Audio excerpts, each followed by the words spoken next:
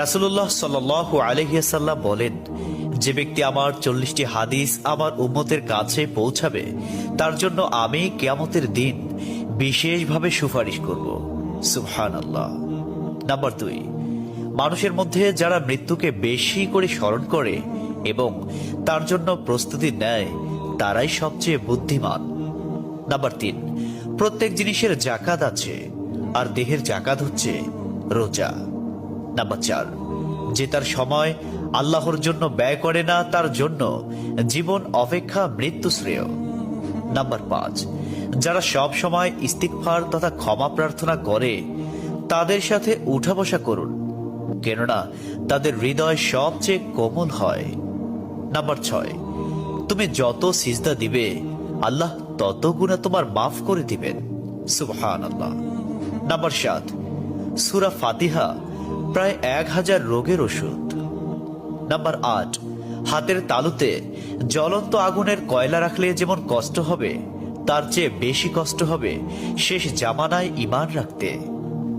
Number 9, রোজাদারদের জন্য প্রতিদিন জান্নাতকে সুসজ্জিত করা হয়। সুবহানাল্লাহ। নাম্বার 10, রাসূল সাল্লাল্লাহু আলাইহি ওয়াসাল্লাম বলেছেন, কিয়ামতের দিন সব নবীর চেয়ে আমার উম্মতের সংখ্যা বেশি হবে এবং আমি সর্বপ্রথম জান্নাতের দরজা খুলব। সহিহ মুসলিম, হাদিস নম্বর 196। 11, যে ব্যক্তি রোজা রাখা অবস্থায় মারা যাবে আল্লাহ তাকে কিয়ামত পর্যন্ত সকল রোজার সওয়াব দান করবেন। সুবহানাল্লাহ। নাম্বার 12, যে ব্যক্তি ফজরের নামাজ আদায় করল সে আল্লাহর হিফাজতে চলে গেল। নাম্বার 13, রাসূলুল্লাহ সাল্লাল্লাহু আলাইহি ওয়াসাল্লাম বলেছেন, রোজা ও কোরআন কিয়ামতের দিন মানুষের জন্য সুপারিশ করবে।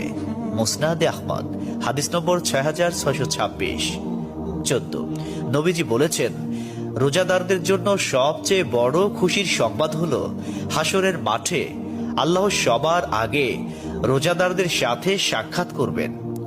সুবহানাল্লাহি ওয়া বিহামদিহি। 15, যখন রমজান আসে তখন জান্নাতের দরজাসমূহ খুলে দেওয়া হয়।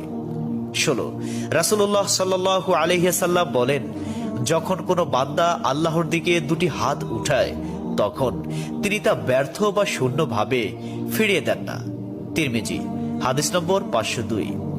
17, হযরত মুহাম্মদ সাল্লাল্লাহু আলাইহি ওয়াসাল্লাম বলেছেন, একটি খেজুরের অর্ধেক হলেও দান করে জাহান্নামের শাস্তি হতে নিজেকে হেফাজত করো। সহিহ বুখারী, হাদিস নম্বর 6023। প্রিয় ভাইরা, নাম্বার 18, যদি ভালো হতে চাও তবে